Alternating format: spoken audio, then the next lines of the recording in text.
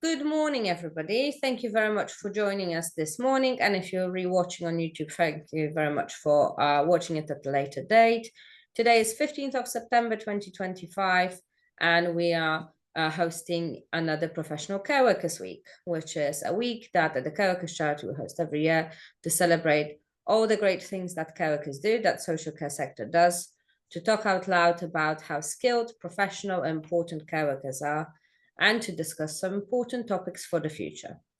So I have a great set of panelists with me today who are going to introduce themselves in a minute, and then we're going to go to questions. So thank you again for joining, and let's go to our panelists. Donald, do you want to go first?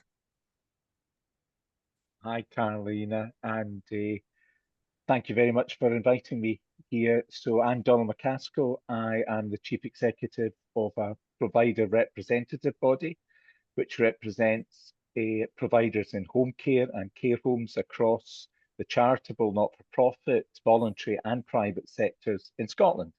And that's including care homes and home care. In terms of my particular interest, I've been writing and thinking about AI for some time.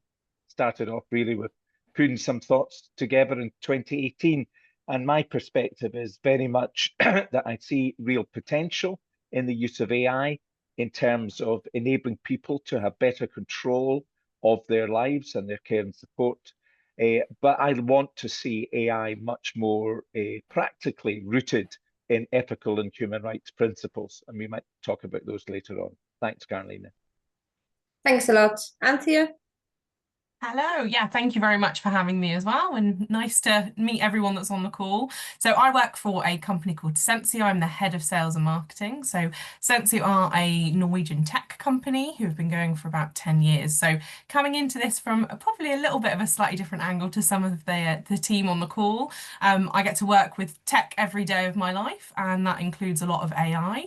I think we often get asked questions as people working in tech about what our opinion on AI is, and for us, it's definitely about coming at it cautiously and safely, and it's not about removing that human-centric part of tech and actually care together. So yeah, really excited to talk about how tech and people can work really, really closely together. Thank you. Thanks a lot. And Mohammed?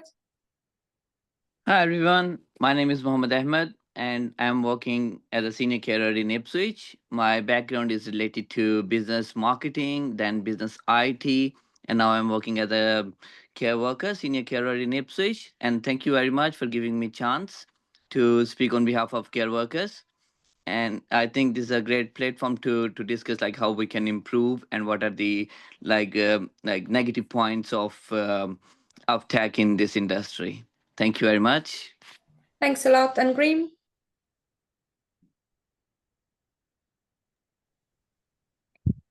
With that. Hi everybody, I'm Graham Williamson, so I'm here from a charity called Community Integrated Care. We're a large kind of social care charity in the UK. Deliver support to about 4,000 people with additional support needs, kind of learning disabilities and autism. My role there is ahead of technology-enabled care, so really focused on how assistive technology can help support people. We're quite passionate about how we sort of blend that alongside traditional care, how we use that to enhance the support that our frontline teams can offer to people. We're probably quite immature at the moment in terms of how much AI we use, but it's definitely something we're keen to explore, something we want to make more use of. And as some of the other panelists have said, you know, just being really careful that that's done safely and ethically. But we really do believe that that's going to make a big difference to our sector. Thank you. And Daniel? Yeah, thank you, Carolina. Really excited to be involved in Professional Care Workers Week. It's a great week. My name is Daniel Casson. I set up Casson Consulting about 7 years ago. I'm an independent consultant working with care providers, tech providers, and anyone in care on the introduction of digital technology. Recently co-founded with Caroline Green and Katie Thorne, the Oxford Institute for Ethics in AI, socially responsible use of AI in social care, and taking that forward. So more and more, for me, it's about bringing care workers, people working technology, care providers, and people who draw on care and support working with the legislative authorities to make sure that we institute digital transformation and AI responsibly, ethically and safely, and work focused on people who draw on care and support and people who work in care getting the best they can. Thanks a lot, Daniel. And Olivia, do you want to introduce yourself before you go off camera? Yes, hello, I'm Olivia Firth. I am the Policy and Project Manager at the Care Workers Charity, and previously to join the charity, I was a care worker myself with both experience in residential and domiciliary care. Thanks a lot, Olivia. And Olivia has organised all of this, so thank you, Olivia. Right, let's go to Daniel and the first question. How can digital tools, including AI, strengthen the human relationships that are and should be at the heart of care? Thank you. Great question. It's about what we've talked about this, and Anthea mentioned it. It's not about taking people out of care. It's about helping people create work more effectively and efficiently in care. So making sure that people can have the time to give that human connection with people and make people feel safe. And what I'm really interested in is giving people who draw on care and support and people who work in care a voice to make the change. So that's what I think we can do with technology and with AI specifically. It can join up all the things that all the different solutions and tools that we're starting to work with and put people at the forefront of that. So that's my whole focus on bringing care workers as a key part of what we're doing with technology providers. And I think technology providers have a very interesting role in this because they can show us what the possibilities are, but then they need to be brought back into how that works with people. So that's one of my feelings on how it can actually. And I want to do one anecdote. It was interesting. I'm very keen on stuff that James Wright's written from Hong Kong University about how robots are being used in care, and it's really interesting. They're being used in care in Japan very, very carefully, but they're finding it's actually taking some care workers' time now because they're having to dust, clean, and service the robots. And I'll just plant that in there for other people to take on at some point in the future. Thanks a lot, Daniel. Anybody else would like to volunteer themselves? Anthea, there you go. I need to jump on what Daniel's saying. So obviously, as someone that is a tech provider, I completely agree with Daniel. I think, you know, I have the fantastic opportunity day in, day out to be in care homes, in particular in my line. And exactly what Daniel said, how do we use that information, that technology, that data to actually get to know our residents better, for residents to be able to communicate in a stronger way? So I have some fantastic stories that I've heard along the way of carers, and Mohammed, it would be great to get your take on this, but you know, of how they found things out about residents that they would never normally know about a resident, and actually preventing things from happening that previously they wouldn't have been able to prevent. So I had a fantastic story last week about a lady whose bathroom patterns had changed. The team had picked up that it was potentially UTI before that UTI had actually come to the front. She didn't have a delirium, she didn't fall. So for the care team, they were absolutely blown away by that because they felt empowered that they'd got that information sooner. They communicated with the GP using the data.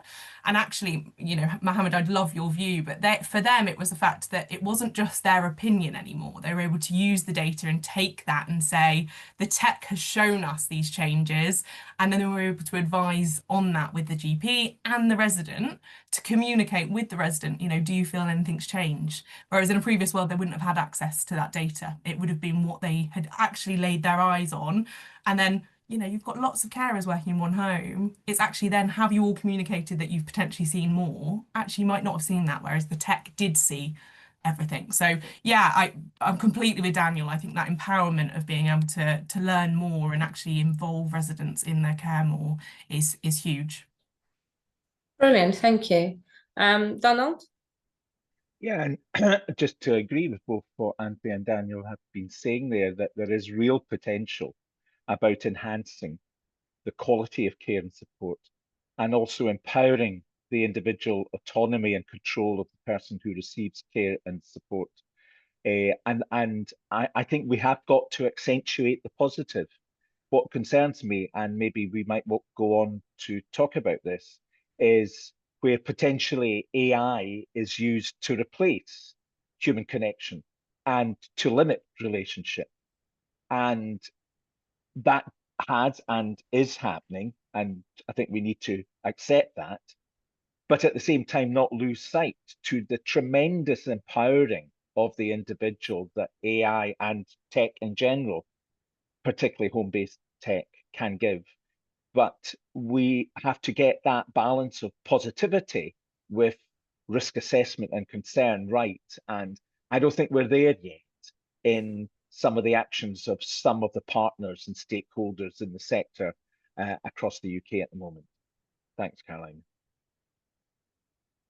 Thanks a lot, Donald. Green? Yeah, thanks, Caroline. Yeah, I think from a perspective of charity who provides the services, I think probably I want to take a step back from AI almost and talk about the digital tools that we have in place at the moment and the difference they are already making to kind of human relationships. I think, you know, the digital care planning software that I think most people have now, and I think we've had in place for maybe 6 or 7 years, just in terms of the time that gives back to our frontline teams to actually spend time with the people they're supporting. You know, we don't see people off writing care notes at the end of the session. We see it done digitally as support is provided. You know, it gives time back to build those relationships. We can see notes recorded on the go, so they're more accurate. We can see the people we support actually inputting to their own notes. There is kind of speech to text and other kind of facilities that some of the software has. And actually that input of data that we see now is what's then feeding into some of the stuff that kind of Anthea talked about how we use that data to start predicting things. We can see much more detail around patterns of activity, what's led to incidents before, and actually that's what's allowing us to sort of layer AI on the top to take that preventative action and make sure that we actually provide better support as a result of having that in place. Thank you. Mohammed, if I can get back to you with what Anthea was saying, you know, that care workers now have data potentially to take and support what before would be hearsay, I suppose. And sometimes care workers would really have to push for certain actions to be taken because it was just, well, it was based on experience and relationship, but would be presented as based just on care workers' opinion. Do you have experience with that change? Or if not, with the change of tech providing data, do you have experience with care workers not being listened to because there isn't data in place to support a request? Yes, I completely agree with Anthea. Thank you for supporting me, Anthea. But the thing is, I haven't had experience of that, to be honest. But the thing is, like if we see how it, like how the tech is growing and how the tech is supporting us. So like the app we are using at the moment, if we can't like directly ask someone to do those things to the next care worker, it seems as like a bit rude, like people take it as a, you know, like personally. But over there we can just write on the top if they do any mistake, or like we just can't directly just hit them. We can ask like collectively, like to all my team, can we use this thing like on a particular client. So this can be a form of communication. This can be support, like can support more, like rather to, you know, like if we see if one of our colleague just did a mistake, we go directly to them and hit them directly, like even if, in a nice way. But they like they take it as a you know, like as personally, like why someone is, you know, teaching us. So I think it's a better form of communication. Sorry, can't hear you. You're mute, Carolina. That's me sharing badly. I said, Mohammed, while I've got you here, if we move on to question number 2, and I think you're the best person to start off on this, is what challenges the care workers face using tech day to day? And what support do you think should be put in place for care workers for using tech and AI going forward? Yes, absolutely. Like while doing our roundtable meetings, we see with their like the care workers are telling by themselves that they are facing difficulties and challenges by using this thing. Like they said that like we're very slow to use that, like their age and something like that. Some people are, are not belong to that tech, like they are doing the care like from the start of the day. They are not been using any other apps, so that will be challenging for them. Other than that, like I can say that if we can use, like regular meetings, the awareness and trainings, that will be better. And that I think that will be all to like to make them used to of it, because everyone is like used to of smartphones and the mobiles, and it's not that difficult to use. It's just the awareness, and we have to like make them more confident that if they face any difficulties, they can get directly to us for the further training. We can be like more open to them. So the awareness training and like more useful of AI will be much better. Thanks a lot. And Donald? Yeah, and just following on from your question there to Mohammed, I think we've got to be careful that we don't fall into the trap of actually excluding some care workers on the basis that we assume that they are comfortable and knowledgeable, even with basic technology like using a smartphone or a smart device. Professor Rebecca Einan from Oxford University has done a lot of work on digital exclusion and digital poverty, and has shown that despite all the stereotypes and presumptions, that nearly a quarter of young people under the age of 25 are not confident, familiar, aware with technology that most of us would take for granted in a smartphone. And then you extend that into a population which is already experiencing in-work poverty in terms of the care sector. We have, I think, to prioritize both as a whole sector, whether it's commissioners, regulator, providers, employers, the importance of skilling up our workforce, and not to make the assumption that because so many of us are familiar with technology in our daily lives, that that's true across the board. And also related to that, I think her work also shows that even if we are familiar with our iPhone, and shouldn't advertise particular companies, but with our smart devices, the use of them in our job is very different. So we get into whole areas such as privacy, data control, AI in particular, in terms of some of the machine learning platforms, ChatGPT and others.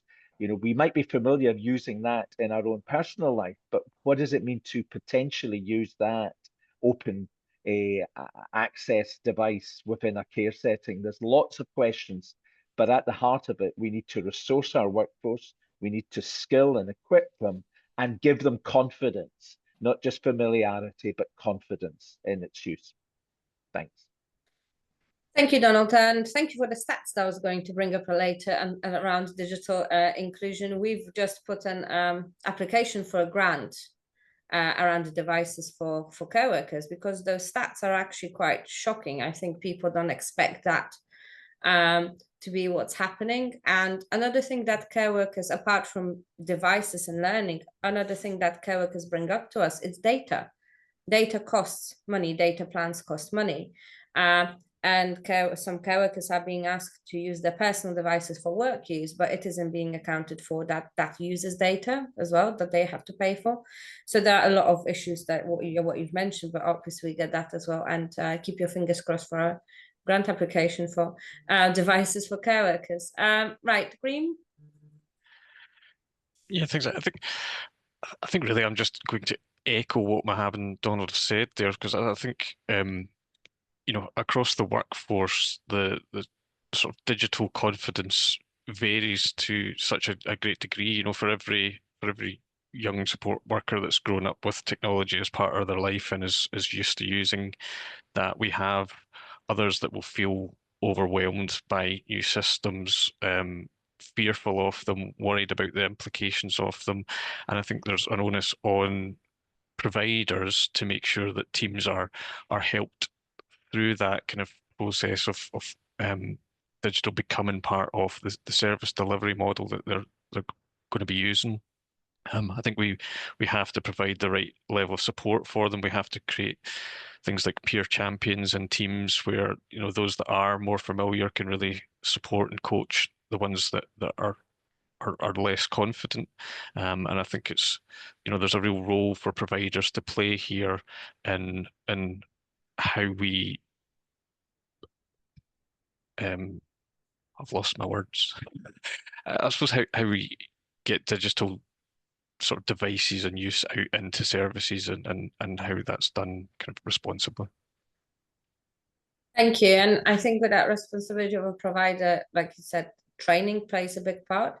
And I think too many organizations, again, Mohammed was in meetings with care workers that we spoke about it, think that giving everybody the same training is enough. But people forget that it takes some people longer, or it takes different types. So it has to be equitable, not just the same quality of training. So thank you for that. And yes, it is the employer's responsibility, really, isn't it? Daniel.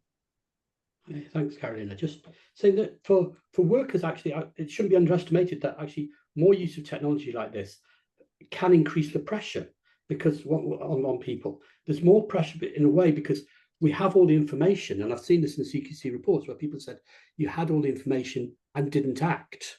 So there's actually a lot of pressure because we have information, even real time, where people can actually change. What Anthony was saying, can look at behavior real time and actually say what's happening rather than waiting for a management meeting, say, or a team meeting in 2 or 3 days' time.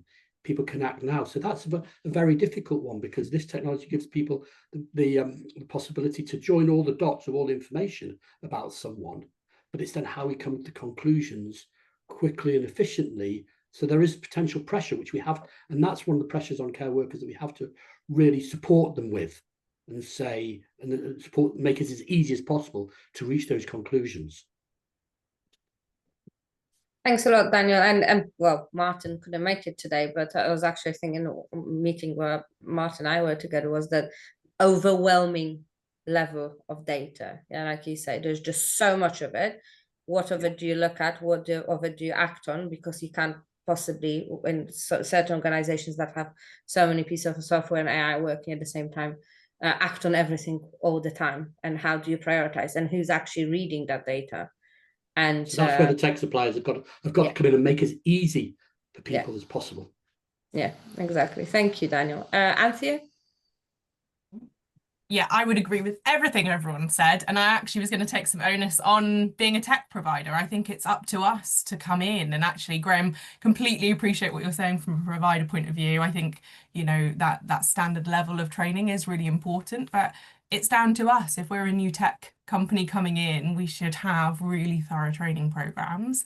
And we should work with you to make sure that that training is right at the right level. You know, not everyone needs to know everything about the technology.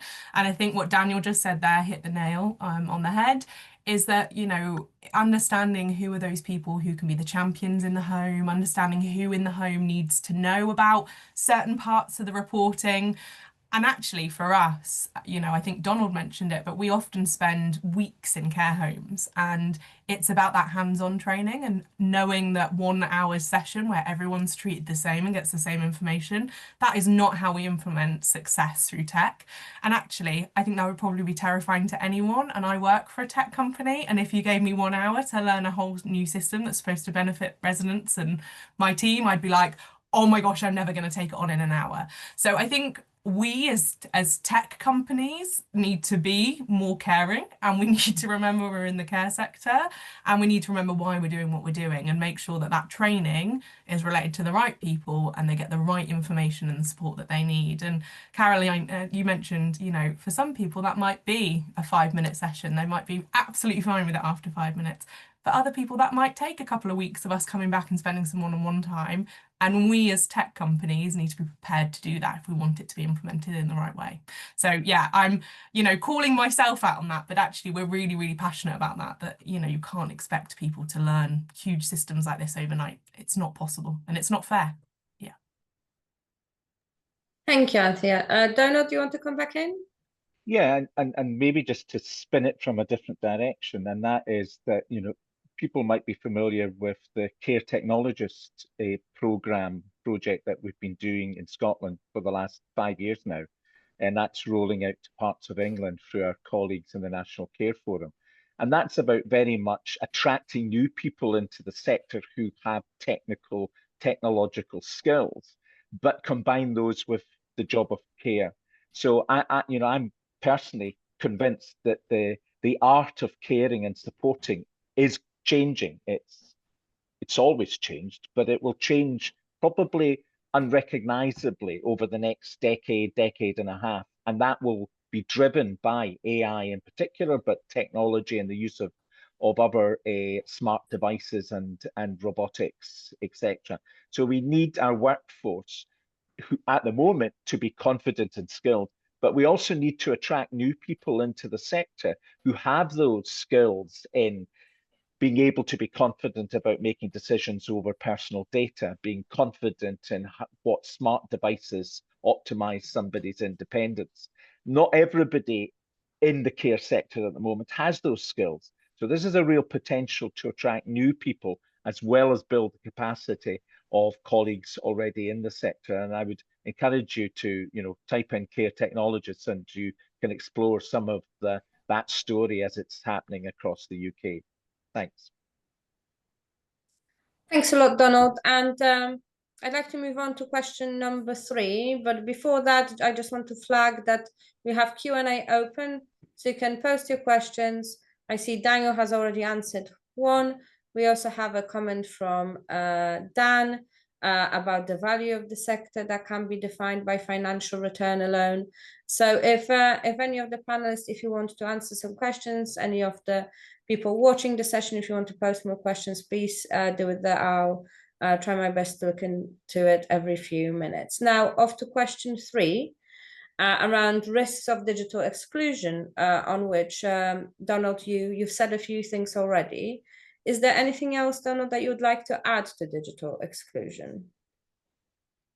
Yeah, I think the population that I'm most concerned about at risk of exclusion, apart from the workforce, is older individuals.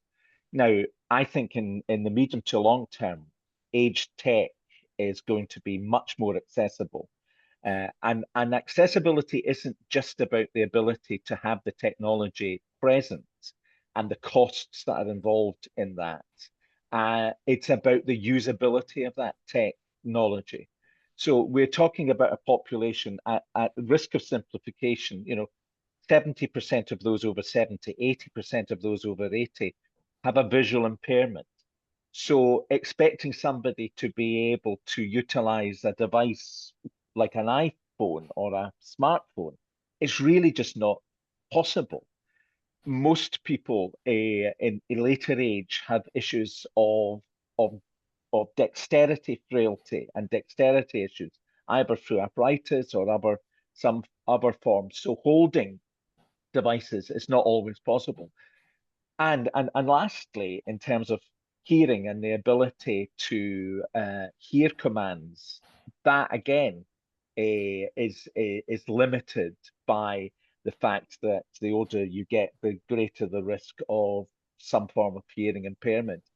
So I think and this is a bit of a challenge to tech developers, we need to speed up our ability to have devices which are not just not just enabling independence, but are able to be accessible for the user, and particularly to give autonomy to individuals. Now, I think from what I can see happening in the States in particular, that is speeding up. But I think we've got to be careful of, we don't just assume exclusion and digital poverty is simply an issue of finance and knowledge. It is also about the ability to utilize and use.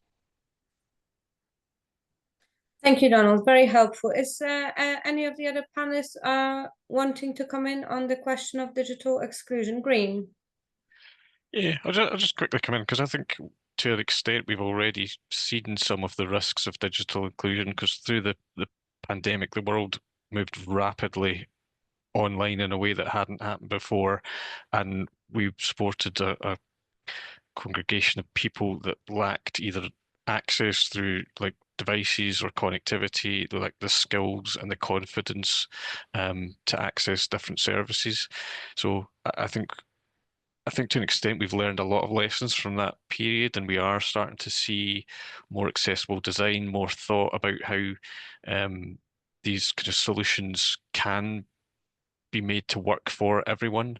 And I think that's, you know, a critical point going forward, that regardless of your kind of ability or background or financial state, you have to have the ability to sort of benefit from whatever technology we're rolling out. And I think that's going to be key. Thank you. Daniel? I think turning on its head a wee bit, just talking about digital inclusion, because what you find with new technology is at first when it comes on, it's inaccessible to people, and as time goes on, it becomes more accessible. And one of the journeys of technology is actually giving people a voice in whatever way they can. So giving people more independence. So in the States, for example, as Donald mentioned, there's even more use in care of people using autonomous vehicles. And that for me is an epitome, because it actually says that anyone can access to go anywhere, anytime, if the technology is right. So this whole journey, because the difficulty is at the moment, we're being asked to do more, empower ourselves to take care of ourselves in our health and care journey.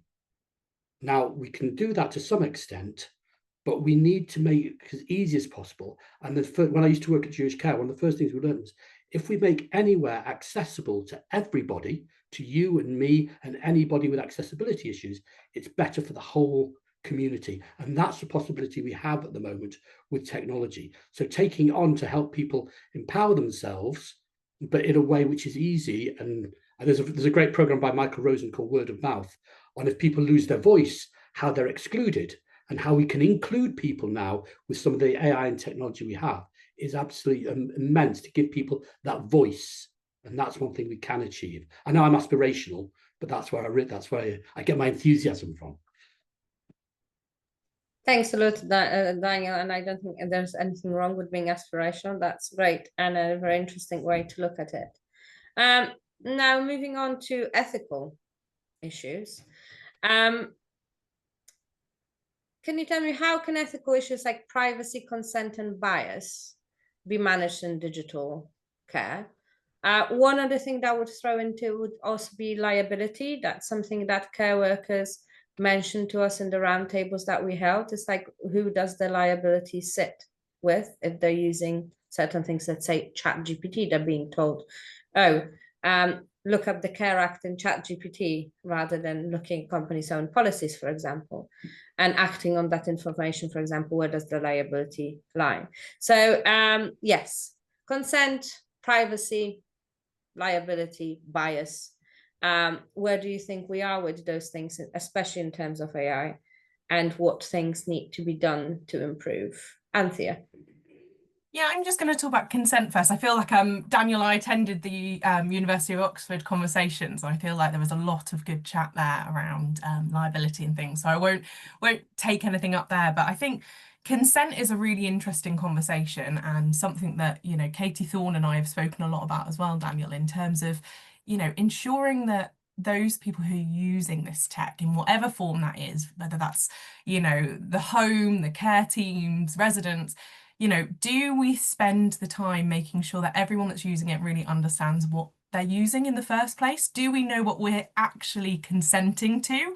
And I just find that a really interesting question, because I think a lot of the time, it's probably fair to say that a lot of people go to the bottom of a tick box that says, do you accept the terms and conditions?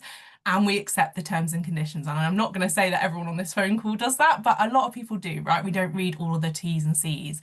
And actually, we work in an industry that we need to spend time making sure that we understand what we're using. And a big part of the process at Sensio, and I can talk about that because it's firsthand for me, is actually sitting down with everyone that's involved in that process. So have we spent time with residents one-on-one? Have we spent time with relatives? How is it going to impact the team in the home? How does that impact the wider team? You know, actually, in terms of that consent piece, I guess there's two parts. Is one, do we know what we're actually consenting to? And secondly, have we taken the time to have those conversations and get genuine consent?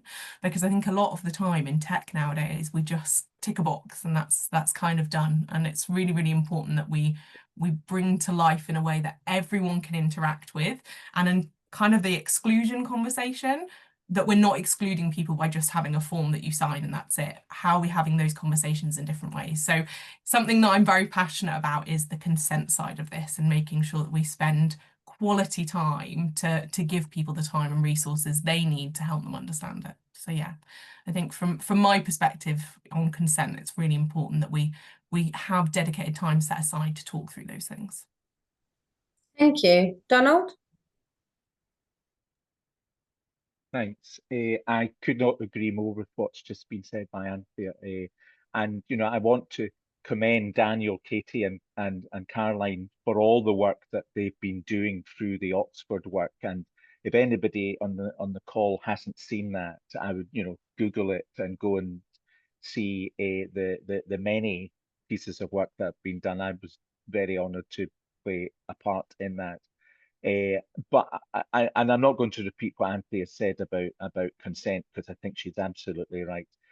My growing concern, if I have concerns, and I do have, is the use of data, and how an individual has the ability to control the data, which is their story, and who owns that. And I think there's a generational issue here, in that there's lots of research now showing that younger people, and you can draw that line in terms of what you consider to be young yourself, because I'm not going to get into that, but a younger generation are much more desirous of having autonomy and control over their data, because they recognize that it's as valuable to them as the pound in their pocket. And an older generation is actually more likely to be trusting of others in their use of the data, and that trust, I don't think, is well placed in some instances. So personal data packs, I think, will be the model that we will move towards much more into the future. I think it calls and requires the regulator to be supportive of the sector, to understand how data is being used, so that issues of liability don't rest with the worker, but with the employer, or with the provider of the tech device. And I think it challenges those who design technology to not just design for profit or benefit, but to design for people, with people, and alongside individuals who use that technology. And we know that's what's happening already in the design sector, that people really are co-designing rather than just being consulted when something's been decided. But I think we need a much fuller discussion over who handles our data, who has control of our data, how we have access to our data, not so that we imprison it, so that the innovation and the ability to use data to make change, as we have seen in some health settings, is lost, but so that we have got greater assurance about the privacy behind that data. And that's why I fully support all the efforts internationally to draw up an AI international convention, or an AI convention as an equivalent to the other conventions which have been developed by the United Nations. Because I think this is an international, as well as a local, as well as a personal issue. But for me, data is the one thing that doesn't quite keep me awake at night, because I'm a Scotsman. Other things do that. But it certainly gives me cause for concern. Thank you, Donald. And Mohammed, obviously you've done some work with us on the Oxford AI project. Do you have anything you'd like to comment on the issues of bias? Because remember we talked about that, privacy, consent, and liability. Yes. I'm not much more familiar with like these things because like we are on the front line, not on the like the leadership and in the office things. So what I think like the more trainings and the further development will help us like reduce the biasness in there. And as I mentioned earlier, like open to chat and open to like questions and answers will help us to reduce the the ethical issues. And also like every type of thing like further trainings will help them how to do the notes and how to maintain the privacy of client, like because we are the one dealing with high sensitive data regarding to our clients, like everything we can see there. So if there is no training, it can be a major problem for the company and for us also. So the further training development and like more knowledge about more awareness will help us to reduce the ethical issues. Thank you very much, Mohammed. And moving on to the next question, and you already mentioned the app that you're using that's helping with communication. Do you have any other examples of care technologies that are already making a difference? Or what are you aware of existing that may be useful in the future?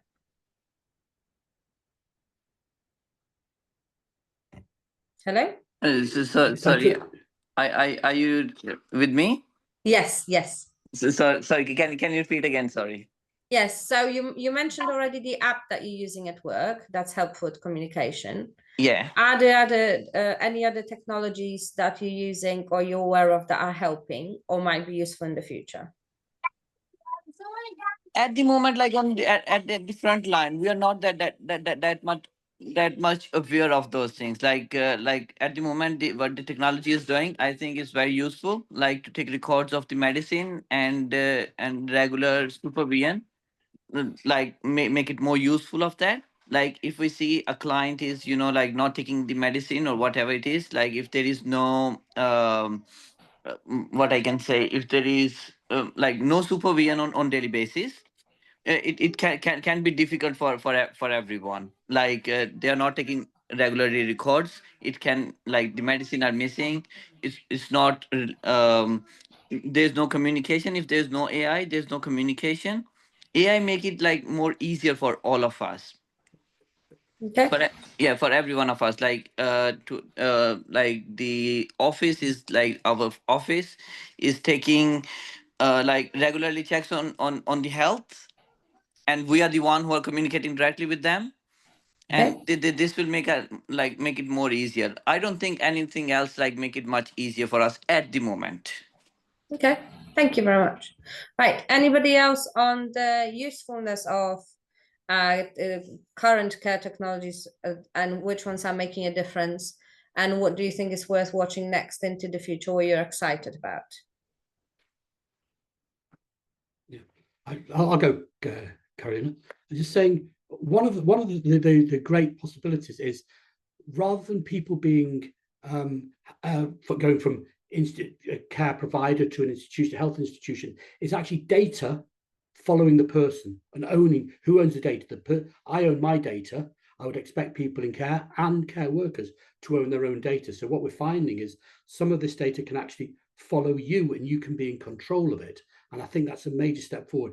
All these issues about consent and data privacy we face in our everyday lives. Our phones are probably listening to us most of the time as well. There's all this to be aware of. The general recognition of that should be raised in society, and especially in care workers, because they're in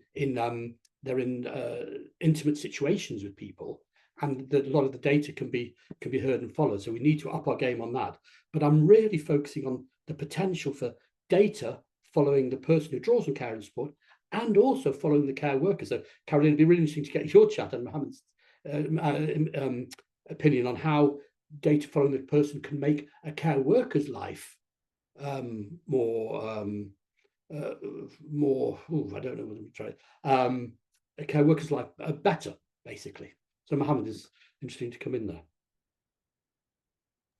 Yeah, I think data following a care worker would be very helpful in terms of the training framework professional development, and maybe finally ending the vicious circle of repeat the same training over and over again, which is exhausting and a huge waste of resource, and then it lacks recognition of what care workers know and can achieve. Mohammed, do you want to come in on that as well? Yes. Like as I said, like babysitting is distracting me. Sorry. It's okay. Yeah. Yeah. So the thing is, I want to mention, which I forgot, is that like the tracking thing is like helping us to reduce the like fake notes.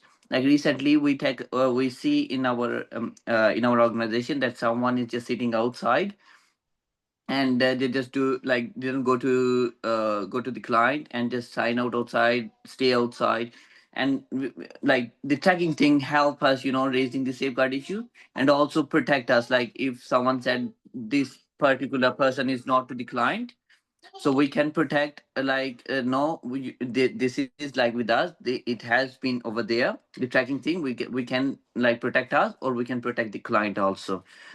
So this is very useful thing about the AI in the particular sector. And also, like if there is like any incident happen, we have like directly things on our apps, like to call directly to like emergency services or police or everything, like right on the situation, like if we can't like use the mobile and this thing. And like and our phones like had the technology like Google Voice, and in Apple we have Siri. We can like without touching our hands, we can just speak, and they can call anyone about that. So with the safeguarding issue, it's very, very useful thing to use of AI. Thanks a lot, Mohammed. Very helpful. Anthea? I'm going to try not to be too biased here as a tech provider that does sensor tech. It's very difficult for me. But I think, we're in a lot of conversations about what the future looks like. And, someone made the comment earlier that a lot of the fear around AI is actually not even fear about AI. It's fear of tech still. And we're still quite scared of tech before we're even scared of AI. But when I think about AI specifically, this data tracking, Daniel, for me, it's that integration. How do we see the full picture of someone in that data? You've got lakes and lakes of data coming from everywhere. But for me, it's the ability to use AI to gather trends about that person and actually see a full picture. And, from a really personal perspective, I had this with the hospital recently, where I went to the hospital, I had some bloods done, I went to my GP, the GP didn't have the notes from the hospital. It drives us crazy. And, this is me now at a point where I work in tech, and I'm like, if technology could talk to each other and it could all connect in a way that really had the person at the center of it, right? I think one of my recent tests was going off to be AI checked to see if my levels on something were classed as dangerous or not. And it had delayed the GP because it had gone off to be checked through AI rather than a human. And I am all for it. I live and breathe the tech world, but at the point that then that affects me as a person, I think this is where the excitement for me is, if we get to a point where it talks and AI picks up those trends that we could miss through human error, that gets me really excited. And that's not just in the care world, that's in our personal lives of what could that future look like if that data that we're collecting at the moment was used in a way that benefited us as people and not just tech companies and care companies and hospitals, all of that jazz. So yeah, for me, in terms of kind of what doesn't exist yet probably out there, but I think everyone is screaming for, is that one picture of us as a person through our data. Use my data in a way that helps me and shows me. That would be huge. That excites me, because that's on the cusp. I think we're not a million miles away from that. Thank you. And Green? Yeah, I think very similar point. I think there's lots of technologies out there that are already making a difference. We can monitor people's health statistics from a distance. We can monitor their environment. We can understand that they're in the right place. We've got digital care records, as I said before, that are gathering more and more information about people. And it is that volume of data that we now generate that it's impossible for a human to interpret and use productively. And I think that is the space that AI comes into. I think it can help us churn through all that data and understand patterns and recognize that these events have led to this in the last times it's happened. And I think it's going to move us more into that predictive space, that preventative space where we can take action before something happens for individuals. So I think, we'll get to a point, hopefully, where care workers are able to get information from AI that lets them ultimately prevent something happening to people they support and give them a better life as a result. Thank you. And Donald. Yeah, so everybody, I think, has said what I was going to say, which is the positive dimension of, sensor technology and others. So I wouldn't repeat that, and maybe I'll spin it in the opposite direction. And the thing that does keep me awake at night is the increased trust, because the most commonly used piece of tech and AI today is ChatGPT and other similar chatbots and devices. And the level of trust that people are instilling in the outcomes, the advice, is really quite terrifying. And I've been, over the weekend, looking at some of the detail of the case that is being brought, a tragic case where a young teenager was convinced to take his own life by ChatGPT, allegedly. I put an alleged in there in case I get sued. And the detailing of that case, to the extent to which allegedly ChatGPT wrote a suicide note so he could give that to his parents after he took his own life.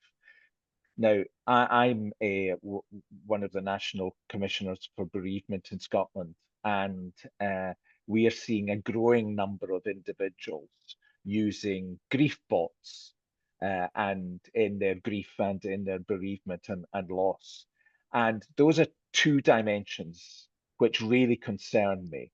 And many of the people who social care providers support are using AI generated chatbots in a manner which is already beginning to cause them harm. And that's a huge concern. And it's a huge concern, not just for the individuals, but also because it risks damaging the potential of AI. If people haven't started to listen to Katie and Michelle's weekly podcast on technology in the care sector, you should Control Plus Care.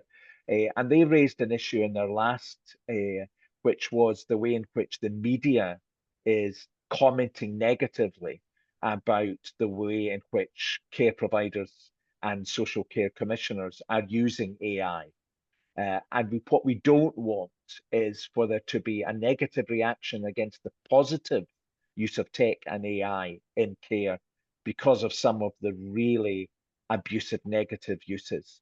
And I am concerned that the general public, rather than the people who are no doubt on this call who've started to think about these issues, has a level of trust in generative AI which does not deserve to be there. Thank you, Donald. Mohammed?